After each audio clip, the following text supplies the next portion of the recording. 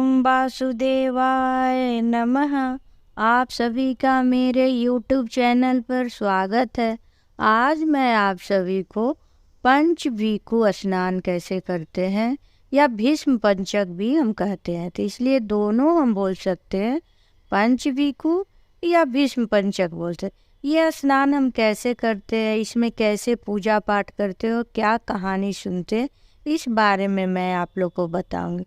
2023 में कार्तिक माह के शुक्ल पक्ष के एकादशी से ये शुरू होगा, जो कि 23 नवंबर से हम शुरू करेंगे। 5 दिन ये रहता है। एकादशी से शुरू होके पूर्णिमा के दिन यह समाप्त होगा।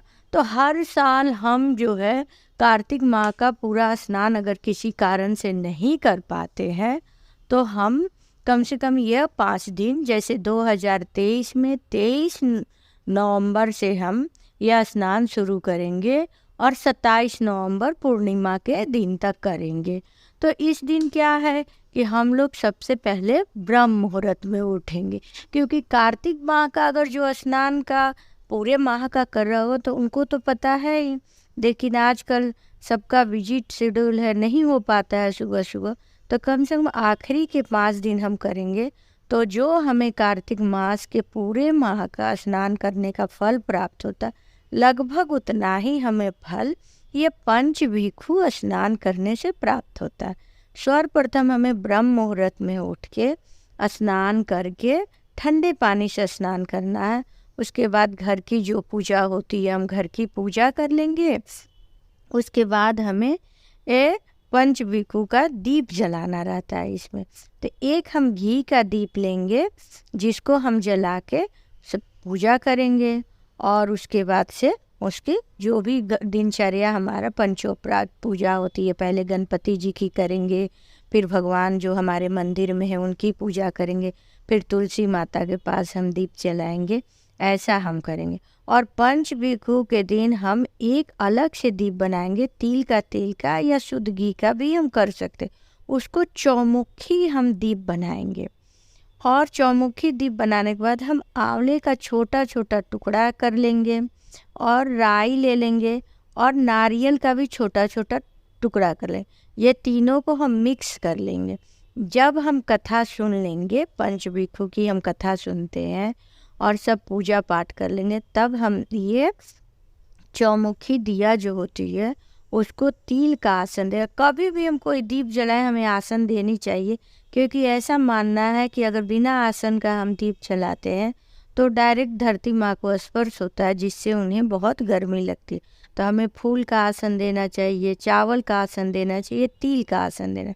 तो चूँकि हम एकादशी के दिन ये शुरू करेंगे तो चावल का तो हम आसन दे नहीं सकते, फूल का दीजिए या आप तिल का भी आसन दे सकते।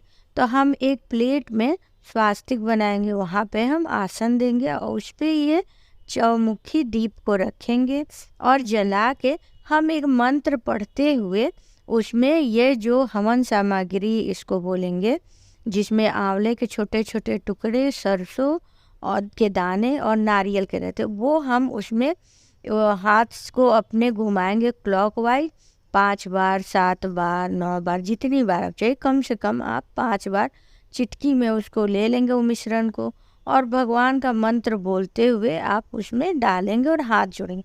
अगर आपको शुद्ध मंत्र बोलने आती है तो बोलिए, नहीं तो आप यही कहिए कि हे कार्तिक महाराज, हे विष्णु देवता, आप हमारे घर वाले को सुरक्षित रखें, अपना आशीर्वाद बनाए रखिए, और मुझसे जो गलती सही हुई है और स्नान ध्यान में या मैं नहीं कर पाई हूँ, उसे आप माफ़ कर दीजिए। और ये मैं पंचवीकु का 5 दिन का स्नान का व्रत ली हूँ, ये आप पूर्ण कीजिए और हमें आशीर्वाद दीजिए। ऐसा करके हम उसमें डाल देंगे 5 बार, और उसके बाद से जल से हम उसको क्लॉकवाइज 2 बार घुमा के ये कर लेंगे, जल औंछ देंगे, और उसके बाद से हाथ जोड़ लेंगे।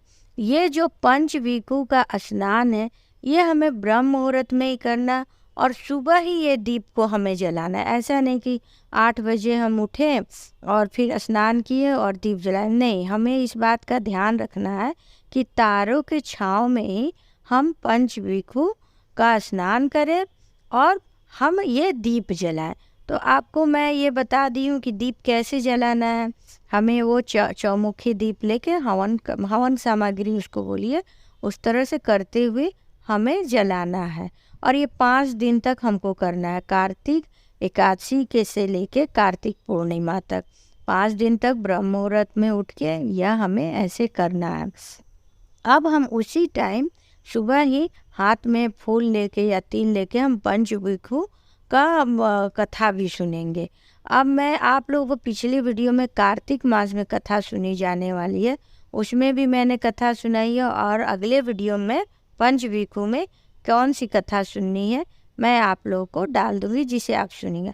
आप लोगों को ये कथा कैसी लगी या व्रत का पूजन विधि कैसी लगी, आप हमें ज़रूर बताइए। देखिए, मैं आप लोगों से ये कहना चाहती हूँ, आप हमारे चैनल को लाइक करें या सब्सक्राइब करें, कोई बात नहीं है। ये तो करने से ये चीज़ अच्छा लगता है कि मैं कोई अच्छा कार्य कर रही हूँ, तो आप हमें मतलब व्यू दे रहे हैं या सब्सक्राइब कर रहे हैं, तो हमें अच्छा लगता है। लेकिन भगवान का गुणगान या भगवान का बात अगर हम थोड़े से भी अगर करते हैं तो हमारे घर में पॉजिटिव एनर्जी आती है। और हर कार्य करने के लिए हमारे पास समय, तो क्या हम पूजा करने के लिए 5-10 मिनट नहीं निकाल सकते एक्स्ट्रा? हाँ, और हम आजकल के बच्चों को इस बात की तारीफ़ करते हैं कि इतना बिजी रहते हुए भी बच्चे पूजा पाठ का टाइम निकाल लेते, तो हम सरल विधि से बताते हैं पूजा करने की। देखिए, अब पंचविखु स्नान हुआ या कार्तिक स्नान हुआ, जो हमारी दादी नानी की हैं, नदी जाके स्नान करना, आना, गीले बदन आके सब करना, वो सब आजकल के बच्चे नहीं कर पाएंगे। पहले क्या होता था कि सब लोग हाउस वाइफ थी और जॉइंट फैमिली थी, कोई एक जन पूजा पाठ करते थे तो 2 लोग उनके साथ में सहयोग में लगे रहते थे। ये सब चीज़ बड़ा ही नियम कानून से होता था। अब आजकल बहुत लोग बोल देते हैं, अरे आप तो उतना नियम नहीं करते। पहले की स्थिति में और अब की स्थिति में बहुत अंतर है। आजकल के जो हमारे बच्चे हैं वो घर के भी काम कर रहे हैं, बाहर के भी कर रहे हैं, बच्चों को भी देख रहे हैं, अकेले रह रहे हैं, कहाँ तक करेंगे? अगर सच मायने में पूछा जाए तो वो अगर थोड़ा सा भी समय निकाल के भगवान के पूजा में समय दे रहे हैं तो बहुत कर रहे हैं। हमें इस चीज़ का उनको क्लैप करना चाहिए कि बच्चे हमारे पूजा पाठ सनातन धर्म से जुड़े हैं, पूजा पाठ कर रहे हैं। जैसे भी करें, भगवान को भी पता है, भगवान हमारे भाव के भूखे रहते।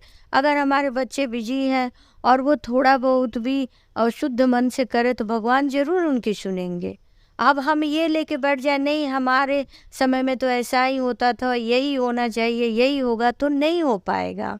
तो इसलिए ये वीडियो बनाने का मेरा और उद्देश्य रहता है कि हम कितने सरल तरीके से, कितने कम समय में और कितने अच्छे तरीके से कोई पूजा कर सकते हैं, कथा सुन सकते हैं। तो यही मेरे बनाने का उद्देश्य है। आजकल के बच्चों की सब नहीं, तो अगर सच माने में पूजा पाठ का विधि विधान करने लगे तो संभव ही नहीं है आज के समय में कि वो सब पूर्ण रूप से एकदम 100% हम दे पाए। क्योंकि पूजा एक करते थे, 4 उनके योगदान में लगे रहते थे। तब कहाँ संभव है, कहाँ जॉइंट फैमिली है, कहाँ पे कोई किसी का हेल्प कर पा रहा है। और शारीरिक रूप से भी लोग अस्वस्थ रह रहे हैं। जो नए हैं वो काम में बिजी है, जो थोड़ा सा उम्र हो गया है वो लोग उतना स्वस्थ नहीं है कि वो सब चीज़ कर पाए। लेकिन जितना ही कर पाए उतना ही बहुत अच्छा है। हम ज़्यादा अच्छा ना कर पाए इसलिए कुछ भी ना करें, तो ये कोई बात है। और पूजा पाठ करने से पॉजिटिव एनर्जी घर में आती है और रौनक बनी रहती है घर में, और हमारे बच्चे भी खुश होते हैं, देखते हैं। एक दिवाली ही आके गई है, बताइए कितना अच्छा लगा, सब लोग मिले जुले, घर का माहौल अलग था। उसी तरह जैसे पंचविखु स्नान है, बच्चे तो कम से कम देखेंगे, हम तो कुछ तो पाएंगे, जानेंगे, भगवान से अपना लगाव महसूस करेंगे। नहीं कुछ हम मोबाइल में मैं तो कितनी बार कहती हूँ कि मोबाइल में दादी नानी है, नहीं पढ़ पड़े, मोबाइल लगा के रख दीजिए। आज के समय में भगवान ने ही इसका आविष्कार कराया है मनुष्यों के द्वारा, तो आप मोबाइल में ही लगा दीजिए, भजन कीर्तन चले, कथा चले, पूजा विधि चले। अगर हम पूजा नहीं भी कर पा रहे पंचविखु का, अगर आप मेरी कहानी सुन रही तो एक तरह से मनन पूजा आप कर ली। मन की शुद्धता ही सबसे बड़ी शुद्धता है।